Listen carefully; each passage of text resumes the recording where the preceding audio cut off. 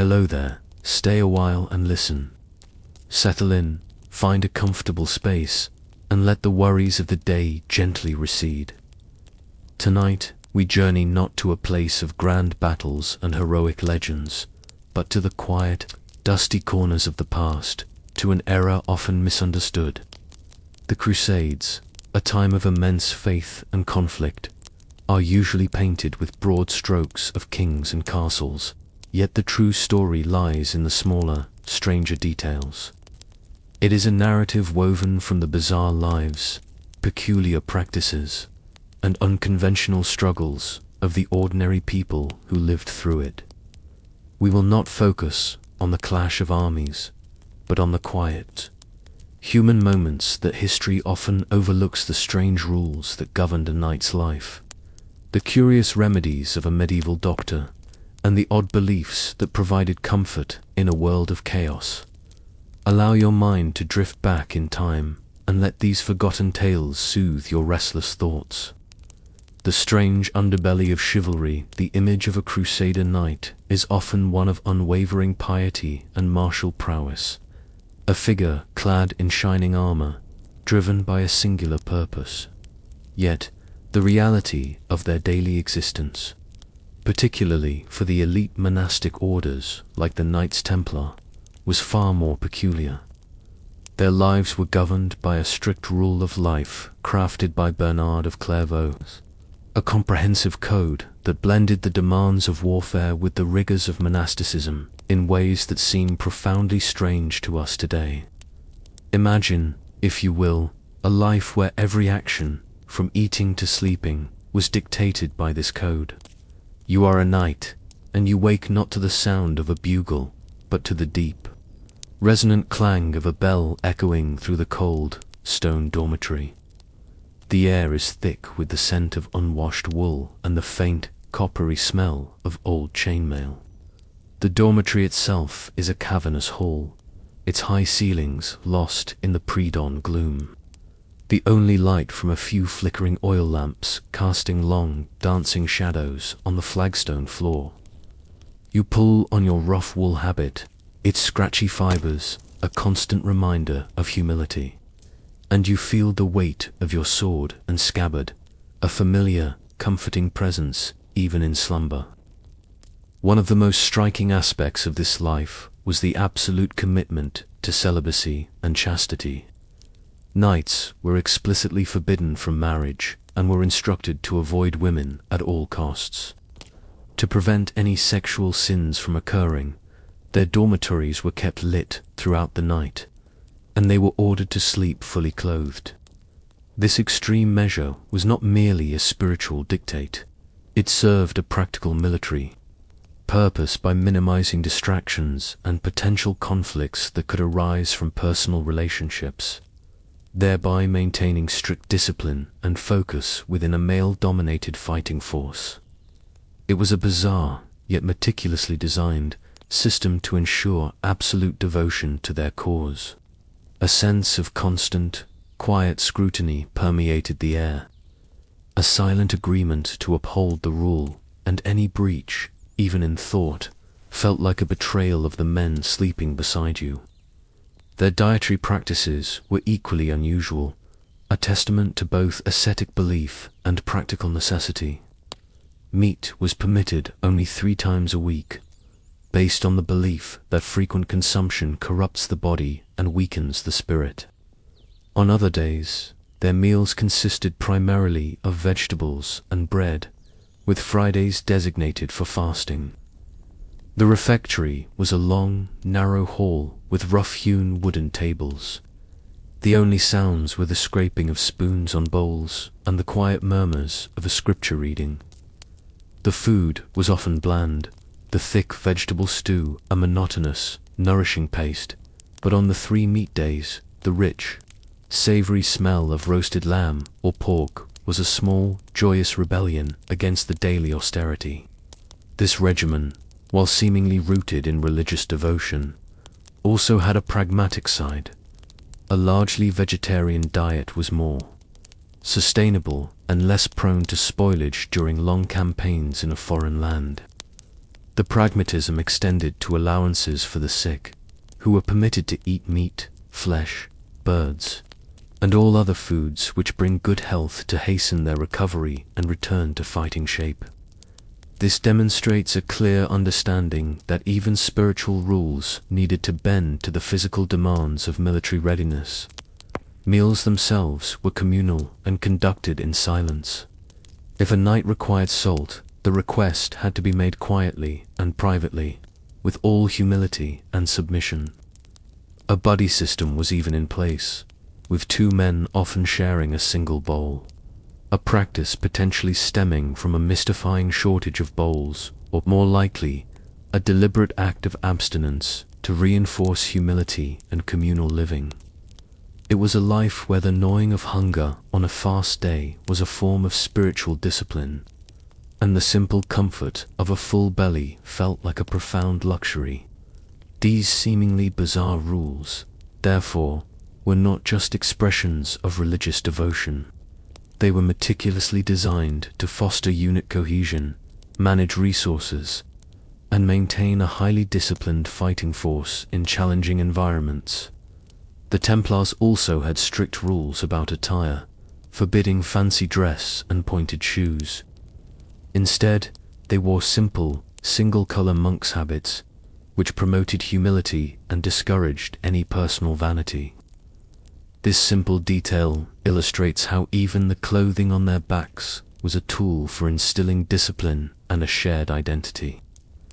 In the silence of the refectory, or the dim light of the dormitory, there were no outward displays of wealth or status, only the shared purpose of their vows. These knights, despite the immense wealth accumulated by their order, took vows of poverty.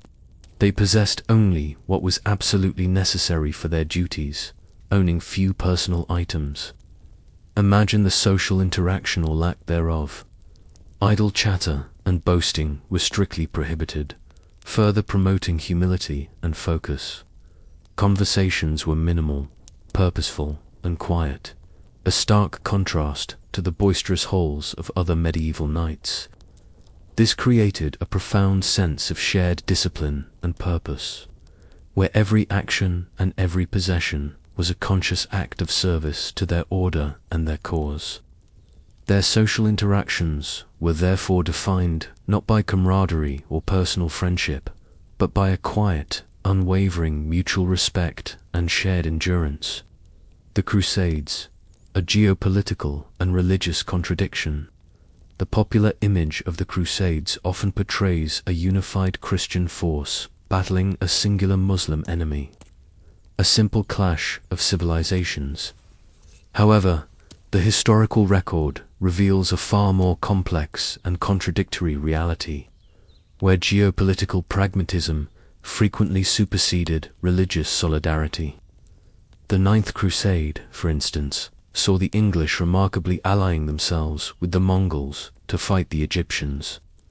The air in the Mongol camp was thick with the strange smell of cured leather and fermented mare's milk, and the English knights, with their heavy chainmail, felt out of place amongst the swift, light-armored horsemen. This unexpected partnership, forged not in a shared faith but in a mutual enemy, highlights how strategic necessity could override religious or cultural divides, demonstrating that the pursuit of military advantage often took precedence over ideological purity. The guttural cries of the Mongols mixed with the shouted commands in English, a strange and potent symphony of war. Internal conflicts within the Christian ranks were also surprisingly common and often brutal. Peter II of Aragon, a staunch defender of the Catholic faith against the Moors, met his end-fighting fellow Crusaders during the Albigensian Crusades. The dust of the battlefield was a choking haze, the sound of clashing steel and screams of dying men echoing across a landscape that was meant to be their shared home. This tragic event underscores the intricate and often shifting political landscape of the medieval era, where alliances and enmities could be incredibly fluid, making the concept of a singular Crusader identity far from straightforward. The scent of blood was the same, no matter whose veins it spilled from. Even prominent Muslim commanders like Saladin engaged in pragmatic, non-religious maneuvering. He made truces with Crusaders to free up his forces to fight other Muslim factions, demonstrating that motivations were often deeply rooted in power struggles and territorial ambitions, rather than solely religious zeal. Perhaps the most infamous example of internal disarray is the Fourth Crusade, aptly dubbed the Crazy One by historians. This crusade, intended for the Holy Land, never reached its destination. Instead, it became embroiled in a Byzantine power struggle, culminating in the shocking sack and devastation of Constantinople, the largest Christian city of its time. The city's golden domes and marble palaces, a beacon of Christian civilization, were consumed by fire and plunder. The air filled with the acrid smell of smoke and the cries of the terrified citizens. The rhythmic smash of a battering ram against a gate was followed by the wild shrieks of the plunderers. This catastrophic diversion profoundly damaged East-West relations and stands as a stark testament to how internal political machinations and opportunism could completely derail the stated religious objectives of the Crusades. It is a difficult truth to reconcile with the romanticized image of holy war, and it makes me think about how even the grandest of human endeavors can be led astray by the smallest of selfish desires. It is a humbling lesson, and one that makes me grateful for the simple comfort of sharing these stories with you. If you feel a similar sense of peace listening to these tales, perhaps you might consider subscribing. It is through your support that the Wizard can continue to share these quiet, forgotten moments of history. And with each new subscriber, the magic of a sound sleep is strengthened. The horror and the bizarre, survival at all costs, the Crusades, for all their religious fervor, were also periods of unimaginable hardship, pushing participants to the brink of survival. Among the most horrifying and bizarre accounts are those of cannibalism, a grim testament to the brutal extremes faced by starving armies. During the First Crusade's siege of Mara, the sun beat down on the parched earth, and the air was thick with the buzzing of flies and the scent of decay. The gnawing emptiness in the gut was a constant, screaming presence. Extreme hunger allegedly drove starving Crusaders to slaughter and eat some of Arabs inside the city. Chroniclers, such as Fulcher of Chartres, recounted that Crusaders, in their desperation, cut pieces from the buttocks of dead Saracens, cook them and eat them, even if insufficiently roasted. The sound of the crackling fire and the horrifying silence of the men who cooked and ate, a silence broken only by the sound of their own desperate chewing, was a scene of utter, visceral depravity. Another account describes Christians consuming the putrid bodies of Muslims. The chronicler's explicit expressions of revulsion, such as "I shudder to tell," and the use of terms like allegedly, indicate that even contemporaries recognized the profound moral transgression and the sheer desperation involved in such acts. These accounts reveal the dehumanizing realities of prolonged medieval warfare, where the struggle for basic sustenance pushed individuals beyond societal and moral boundaries. This extreme behavior underscores the immense suffering and the severe logistical failures that plagued Crusader armies, demonstrating that the line between survival and savagery could be terrifyingly thin, a desperate measure taken when all other hope was lost. Amidst the grand sweep of Crusader history, certain anecdotes stand out for their sheer peculiarity, blending historical fact with elements of legend, desperation, and the macabre. One such tale involves Emperor Frederick Barbarossa, a leader of the Third Crusade, who tragically drowned in a river in present-day Turkey in 1190, in a bizarre attempt to fulfill his wish of being buried in Jerusalem. His men tried to preserve his body by pickling it in a barrel of vinegar. The sight of the barrel, a strange and sad casket, being carried along the dusty roads, was a testament to the profound grief and bizarre desperation of his followers. The air, thick with the smell of vinegar, seemed to cling to the men, a constant reminder of their failed mission. This grotesque effort ultimately failed, and his remains were later divided among various churches. Barbarossa's death, and the macabre attempt to preserve his body, illustrates the profound symbolic importance of burial in the Holy Land for Crusader leaders. Even if the method was unconventional and ultimately unsuccessful, it also highlights the fragility of leadership and the subsequent chaos that could engulf an army, as his death plunged his forces into disarray, leading to desertion and suicide. It is a strange, sad tale that shows how even the most powerful figures were subject to the whims of fate and the desperate measures of their followers. Another extraordinary, though likely embellished, story concerns King Richard I, a poem written to centuries after the events, claims that during the siege of Acre, Richard deployed an unconventional weapon, catapults loaded with hives of bees. The buzzing occupants were supposedly launched with such effect that they caused Muslim forces to retreat. The air above the battlefield was suddenly filled with a low, menacing hum, a sound that quickly turned into a chaotic, stinging cloud. While the veracity of this bee catapult tale is debated, it reflects a cultural desire to portray Crusader leaders as ingenious and formidable, willing to employ any means necessary to achieve victory. Such stories, whether literal or apocryphal, reveal the narrative traditions of the time, where the line between the plausible and the fantastic was often fluid, serving to inspire awe and bolster morale.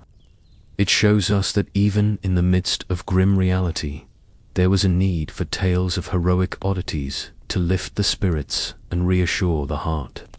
Further illustrating the personal oddities of Crusader leaders is the account of Godfrey of Bouillon, a prominent figure in the First Crusade. While making his way through present-day Turkey, Godfrey famously encountered and fought a most enormous and frightful bear that had attacked a pilgrim.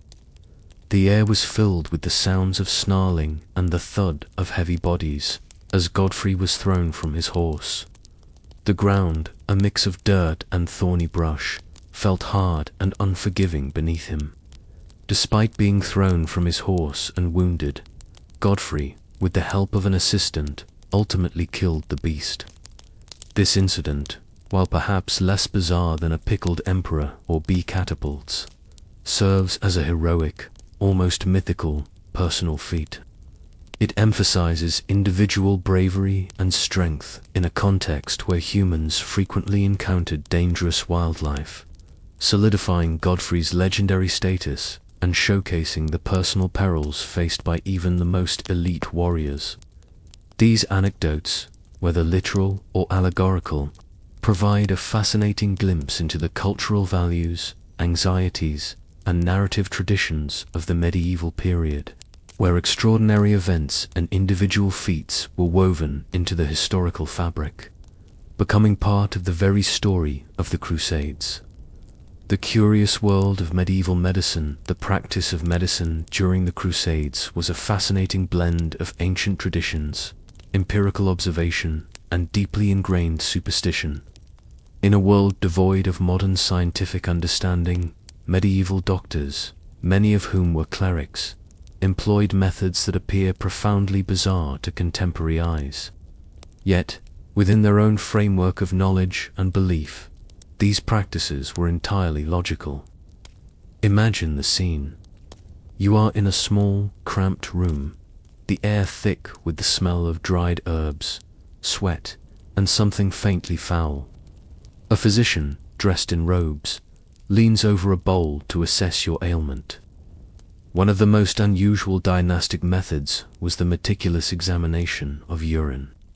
Physicians would not only observe its color and smell, but would also taste a patient's urine to aid in their diagnosis. This practice, while startling today, represented a rudimentary form of empirical observation.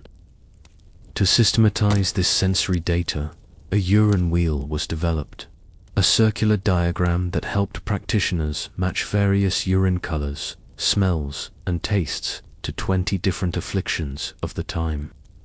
This was considered a significant medical advancement, highlighting the ingenuity born of necessity. This approach was rooted in the prevailing humoral theory, which posited that the body was composed of 4 humus: blood, phlegm, yellow bile, and black bile. An imbalance in these humors caused disease. The characteristics of urine were believed to provide clues about these internal imbalances, a testament to a pragmatic, if flawed, attempt to understand and categorize illness through observable bodily fluids. This practice underscores the stark contrast with modern medical science, yet reveals a pragmatic, if flawed, attempt to understand and categorize illness through observable bodily fluids.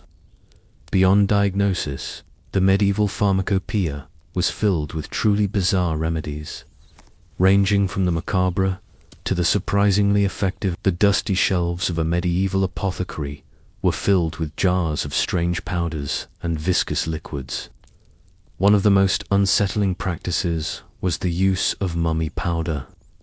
Physicians prescribed this gruesome concoction, made by grinding desiccated dead bodies, as a cure-all for nearly any ailment.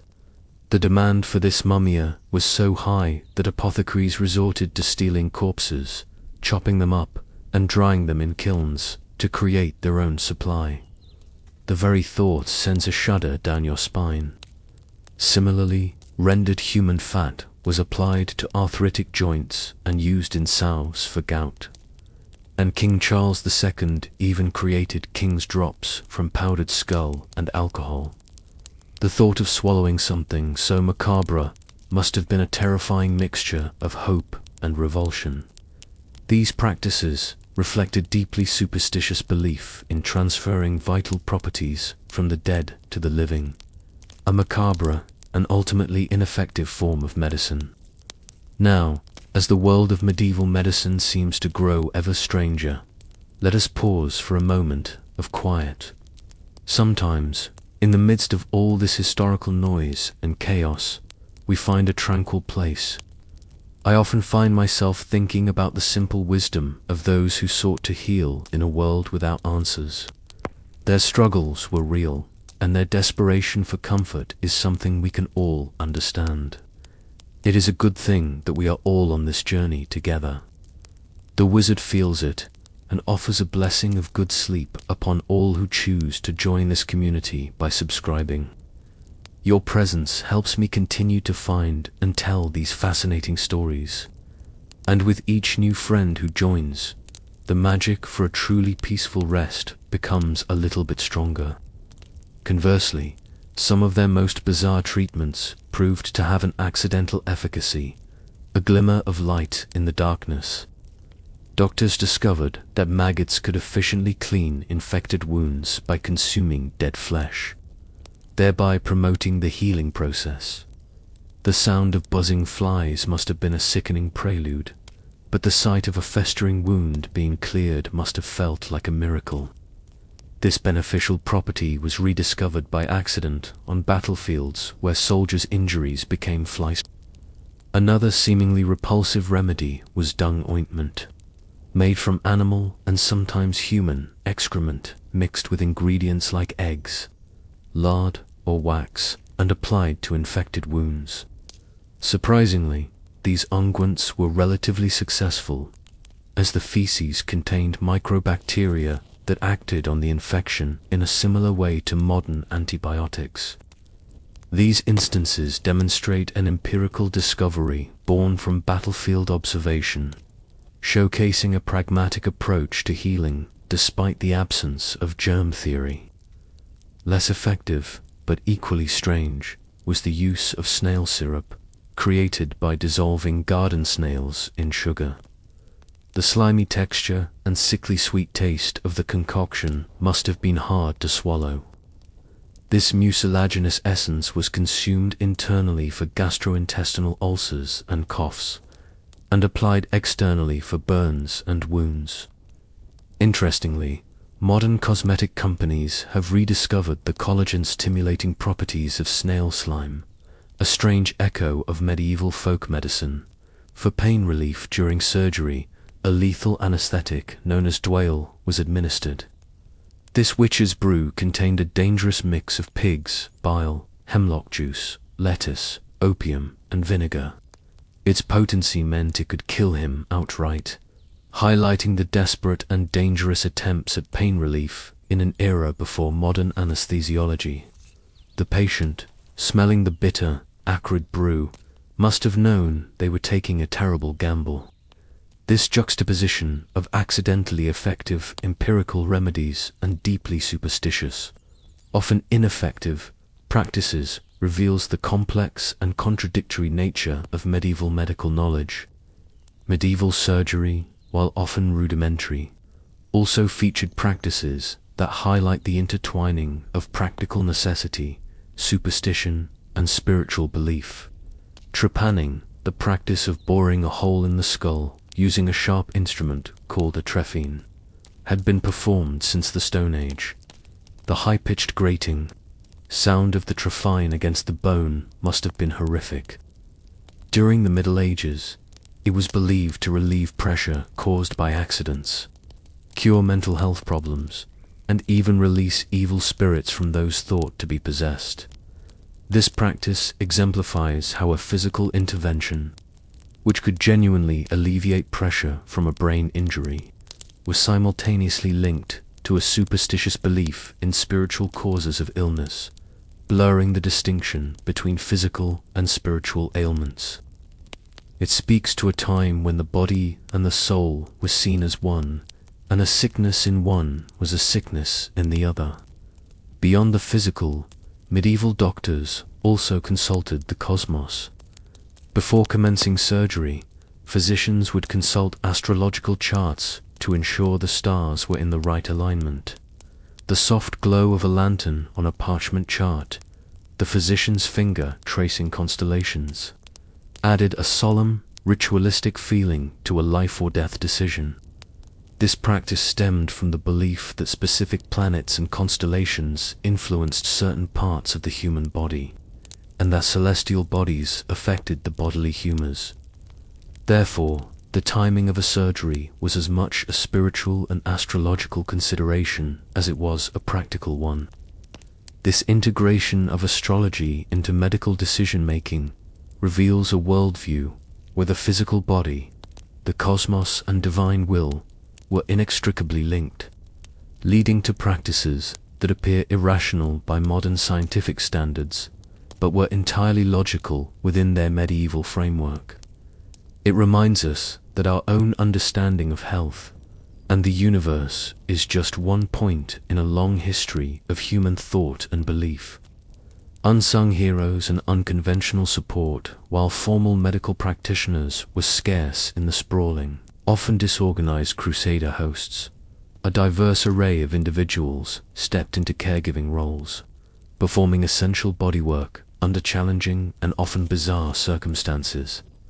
These unsung heroes and their unconventional methods reveal a pragmatic approach to health and welfare that extended far beyond what might be considered traditional medical care.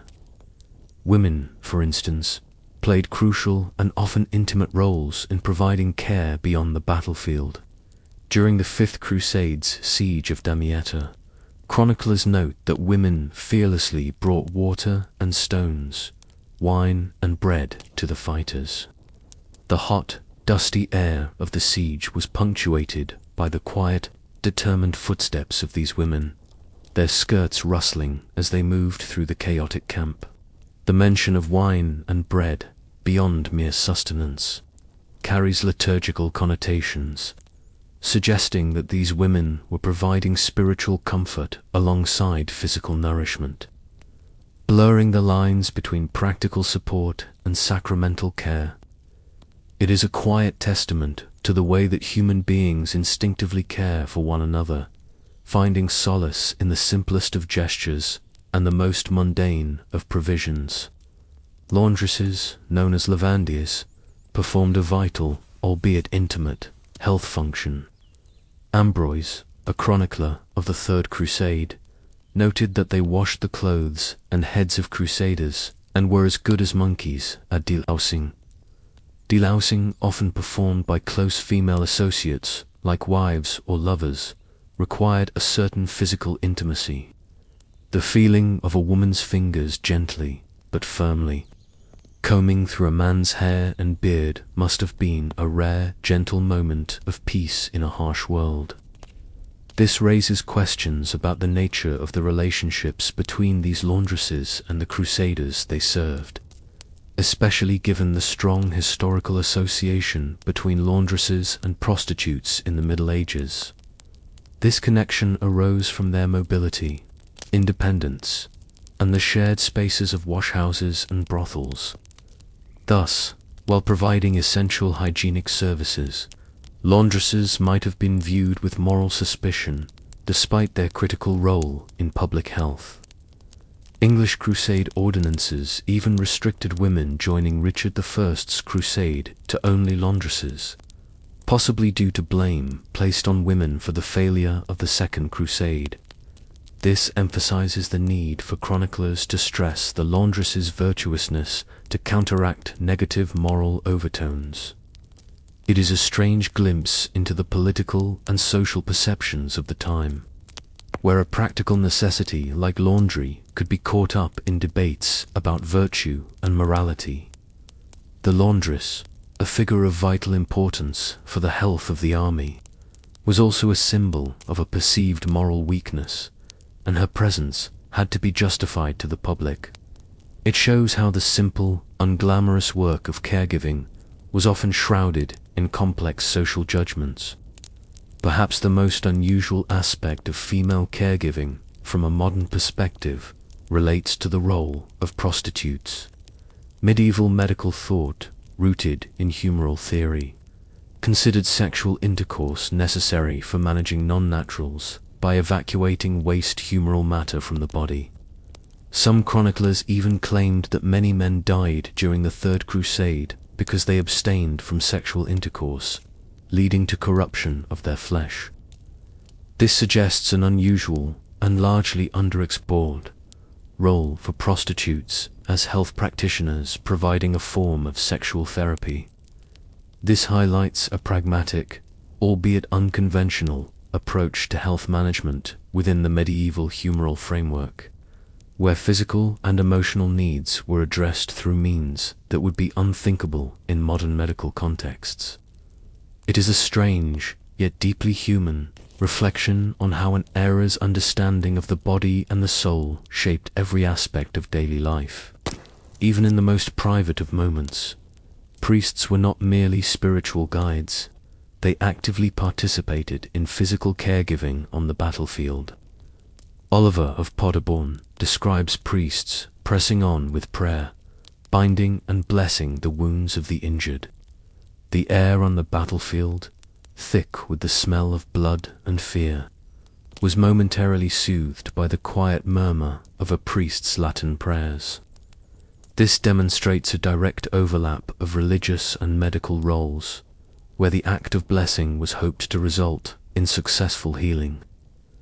The integration of spiritual and bodily condition was complex in the medieval period, with spiritual health often considered integral to physical health, and illness frequently viewed as a punishment for sin. It was not unusual for clergy to practice medicine in the Central Middle Ages, with many physicians being clerics. This highlights a holistic approach to healing that differs significantly from modern secular medicine, where the physical and spiritual realms were inextricably linked in the pursuit of well-being. The quiet, solemn act of a priest binding a wound, a whisper of a prayer upon a bleeding body, tells us that for these men, there was no division between the sacred and the physical. Amidst the general chaos and rudimentary medical practices, The Order of St. John of Jerusalem, known as the Hospitallers, stands out as an oasis of surprisingly advanced and organized medical care. They operated a surprisingly modern 1,000-bed hospital in Jerusalem, a scale of medical provision far beyond most European institutions of the time. The contrast between the chaotic, makeshift camps and the clean, orderly wards of the Hospitallers' hospital must have been profound. The air here smelled of clean linen and disinfectant herbs, not sweat and decay. What makes their approach particularly unusual is their inclusive philosophy. They treated patients of many races and religions, with a concern for proper hygiene that would have cheered Florence Nightingale. This challenges the common misconception of universally primitive medieval medicine and highlights pockets of unexpected innovation and cross-cultural exchange. It is a testament to the fact that even in the midst of bitter conflict, there were those who chose to put healing and compassion first, a quiet light in a very dark world. Their commitment to public health was remarkable.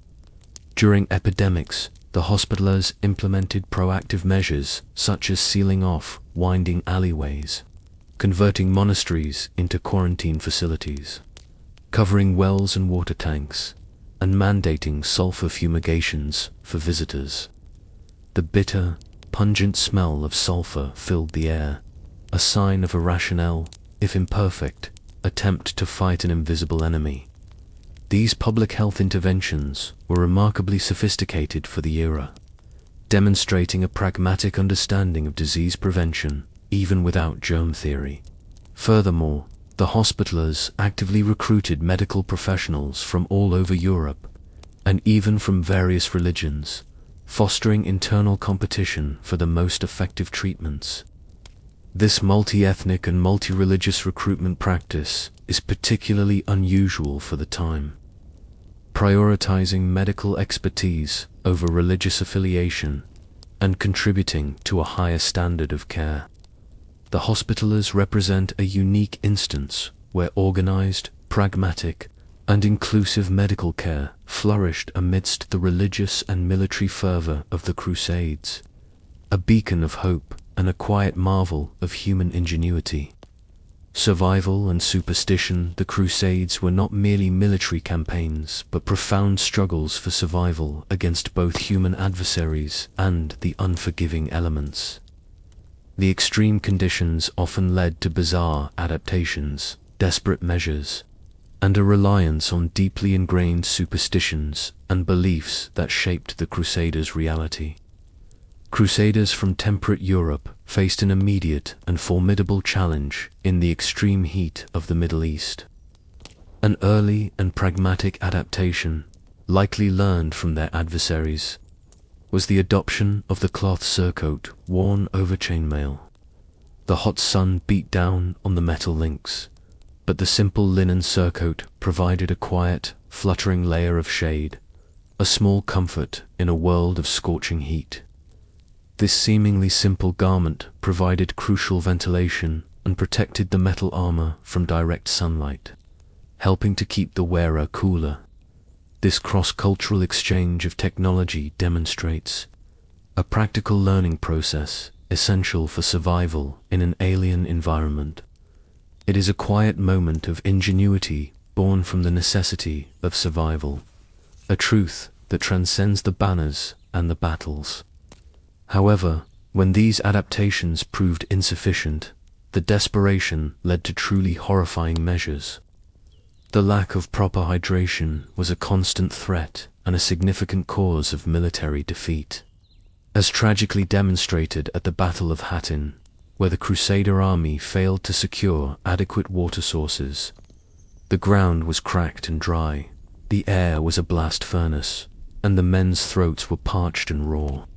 In such dire situations, chroniclers record Crusaders resorting to bizarre and extreme survival tactics, drinking their own urine or the blood of their animals. The bitter, metallic taste must have been a sickening shock, but it was a desperate attempt to fend off a slow, agonizing death. Some even dug holes and buried their chests in the earth, believing that the moisture from the soil would relieve their burning internal thirst.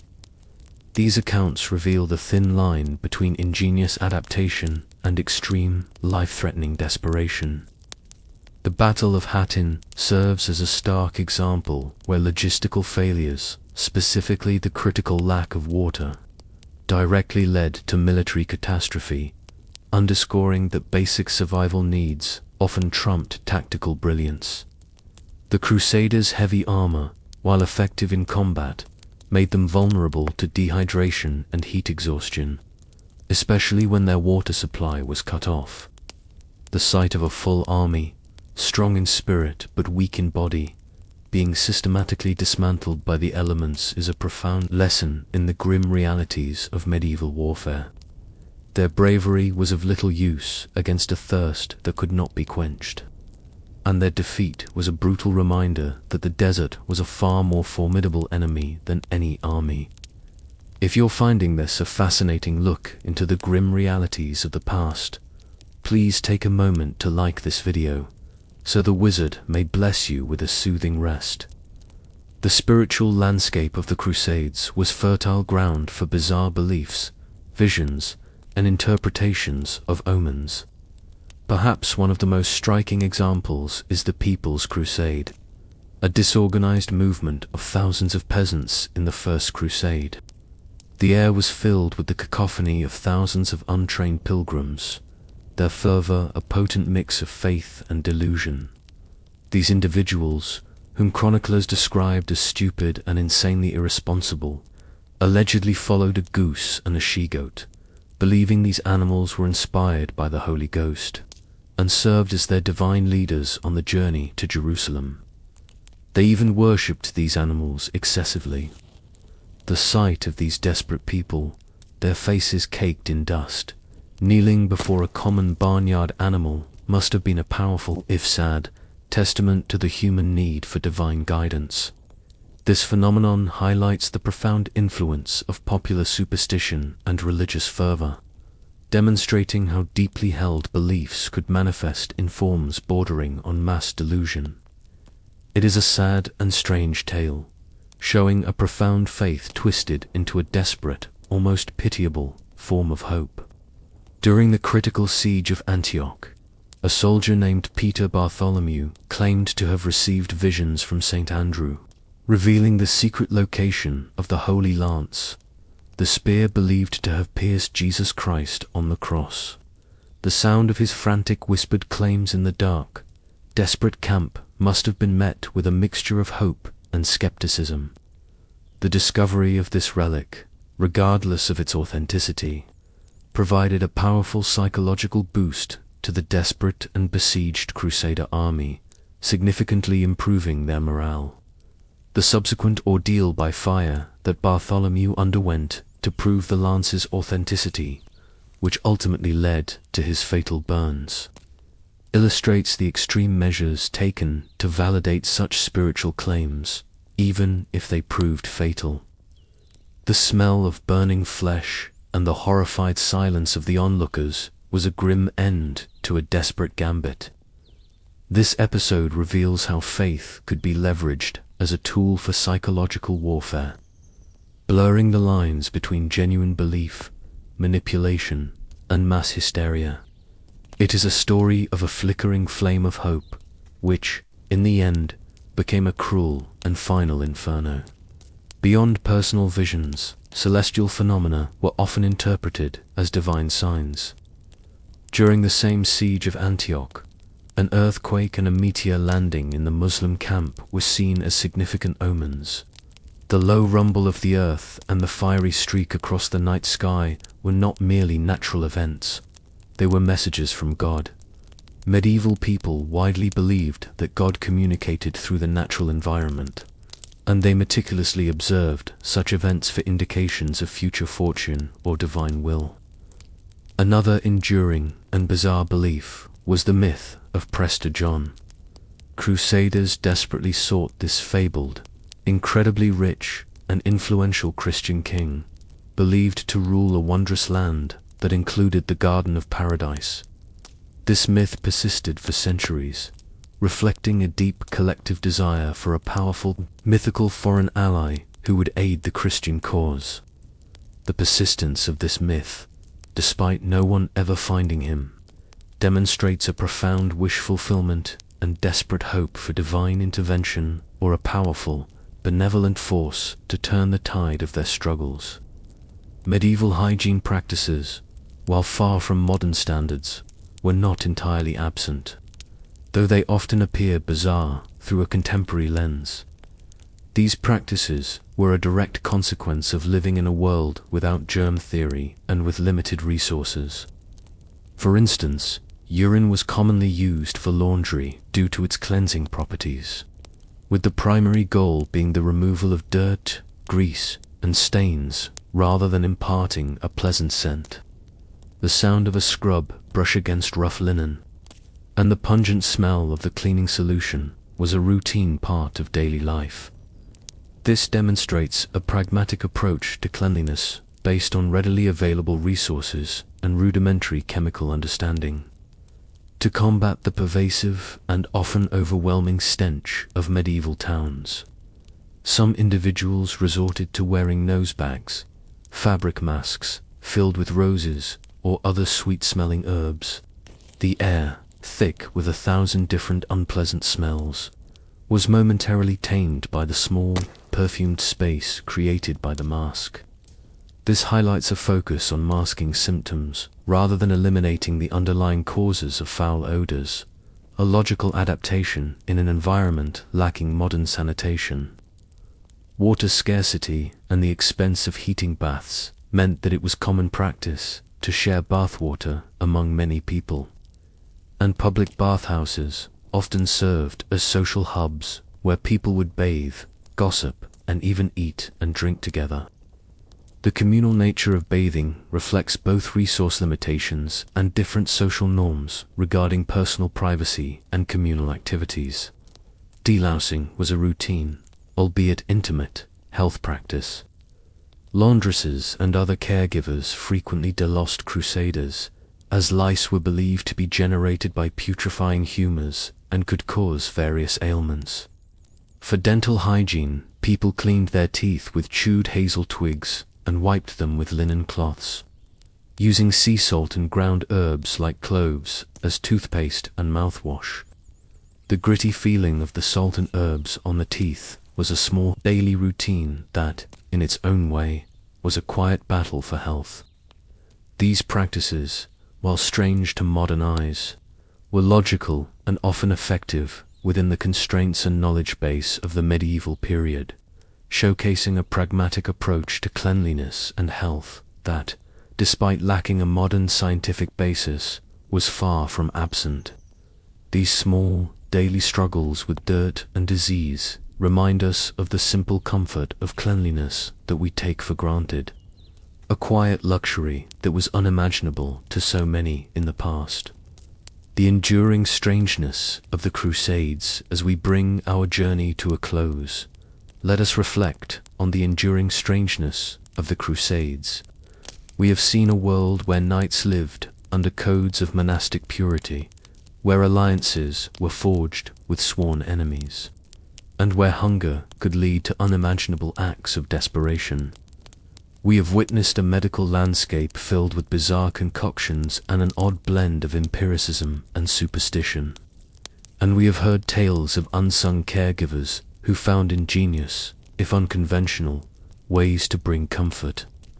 Finally, we have explored a world of survival where ingenuity was born from desperation, and where deep-seated beliefs, no matter how bizarre, could provide the psychological strength to endure. The bizarre aspects of the Crusades are not mere curiosities. They are windows into the profound human responses to an extraordinary historical period. They underscore the remarkable adaptability and resilience of individuals facing unimaginable challenges. It is a comforting thought to know that even in the midst of such chaos, people found a way to carry on. It reminds us to be grateful for the simple comforts of our own lives, the smell of fear and sanctity, the sound of clashing steel and whispered prayers, the feel of the sun-baked earth and the cool stone of a sanctuary. These are the details that bring this strange and distant time to life. I find myself grateful for this quiet space we have built together, a space to explore these strange and soothing tales. The wizard offers you a final blessing for a peaceful night and a gentle sleep, a magical gift that you can help share with others by becoming a part of this community. A simple subscription helps to keep the old tales alive and ensures that more souls find their way to this quiet harbor of stories. May your rest be deep and your dreams be calm.